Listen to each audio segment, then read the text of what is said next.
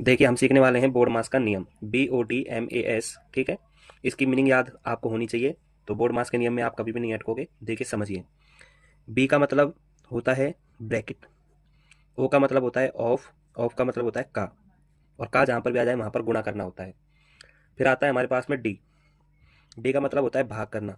फिर आता है मल्टीपल, मल्टीपल का मतलब गुणा करना। फिर आता है ए यानी ऐड, इसमें हमें जोड़ना होता है। फिर आता है घटाना, फिर इसमें घटाव करना होता है। सबसे पहले अगर समीकरण में किसी भी, जब हम सरलीकरण करते हैं तो शुरू में ब्रैकेट हल करना होता है।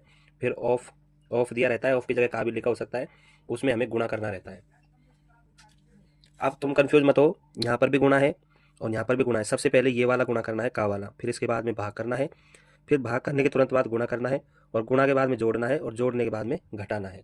आइए क्वेश्चन देता हूँ मैं, उस क्वेश्चन को जब आप करोगे तो आराम से सीख जाओगे। देखिए जैसे हमारे पास में है 5 - 4, ठीक है, प्लस में 5, और इसमें भाग देना है 2 का, ठीक है, और गुणा है 4। ठीक है बच्चों, अब इसे हमें हल करना है। तो सबसे पहले ब्रैकेट हल करना होता है। चलो एक घटाव का चिन्ह और लगा लेते हैं, एक घटाव और ले लेते हैं, इधर कर लेते हैं 100।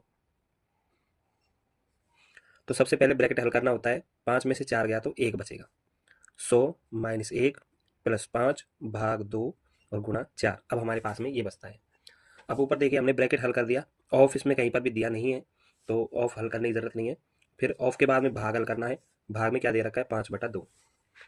जब हम 5 में 2 का भाग देंगे तो कितनी बार जाएगा, प्लस 5 में 2 का भाग देंगे तो कितना हो जाएगा, 5/2। यानी अगर 5 में 2 का भाग दे लो तो चाहे से इसको आधा भी कर सकते हो, 2.5 बार जाएगा, गुणा 4। अब इसमें क्या है, भाग करने के बाद में गुणा है, तो गुणा हल करना है। 4 पंजे 20 का 0, हासिल 2, 4 दूनी 8, 8 और 2 10।